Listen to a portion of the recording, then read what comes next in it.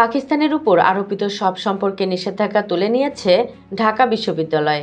দীর্ঘ ৯ বছর পর ঢাকা বিশ্ববিদ্যালয়ের সঙ্গে স্বাভাবিক সম্পর্কে ফিরল পাকিস্তান। এর আগে ২০১৫ সালের ১৪ ডিসেম্বর অনুষ্ঠিত এক জরুরি সিন্ডিকেট সভা ডেকে পাকিস্তানের সঙ্গে সব ধরনের সম্পর্ক ছিন্ন করেন ঢাকা বিশ্ববিদ্যালয়ের তৎকালীন উপাচার্য আ.স.ম আরেফিন সিদ্দিকী। তখন সিদ্ধান্ত হয়েছিল ঢাকা বিশ্ববিদ্যালয়ের সঙ্গে পাকিস্তানের কোনো বিশ্ববিদ্যালয় বা প্রতিষ্ঠানের একাডেমিক এক্সচেঞ্জ বা সমঝোতা স্মারক নতুন করে সই হবে না এবং যেগুলো আছে সেগুলো স্থগিত থাকবে যতদিন পর্যন্ত পাকিস্তান গণহত্যা, হত্যা ও নির্যাতনের কথা স্বীকার করবে না ততদিন পর্যন্ত তাদের সঙ্গে ঢাকা বিশ্ববিদ্যালয়ের কোনো ধরনের সম্পর্ক রাখা হবে না। দীর্ঘ ৯ বছর পর গত ১৩ই নভেম্বর বিশ্ববিদ্যালয় সিন্ডিকেটের এক সভায় সম্পর্কচ্ছেদের যে সিদ্ধান্ত হয়েছিল তা তুলে নেওয়া হলো।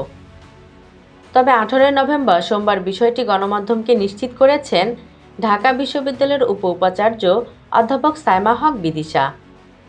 সাইমা হক বিদিশা বলেন, ২০১৫ সালে পাকিস্তানের সঙ্গে সম্পর্ক ছিন্ন করা হয়েছিল, কিন্তু অনেকেই স্কলারশিপ নিয়ে কিংবা কনফারেন্সে যোগ দিতে সেখানে যেতে আগ্রহ প্রকাশ করে। নিষেধাজ্ঞার কারণে সেটা সম্ভব হচ্ছিল না।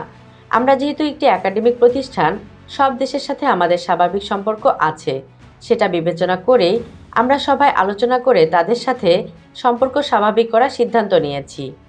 ফলে ঢাকা বিশ্ববিদ্যালয়ের সঙ্গে পাকিস্তানের একাডেমিক সম্পর্কে আর কোনো বাধা নেই। নিষেধাজ্ঞা তুলে নেওয়ার ফলে পাকিস্তানের শিক্ষার্থীরাও পড়তে পারবে ঢাকা বিশ্ববিদ্যালয়ে, ঢাকা বিশ্ববিদ্যালয়ের শিক্ষার্থীরাও পড়তে পারবে। শিক্ষা, সংস্কৃতি সহ নানা বিষয়ে আন্তঃসম্পর্ক গড়ে তুলতে পারবে।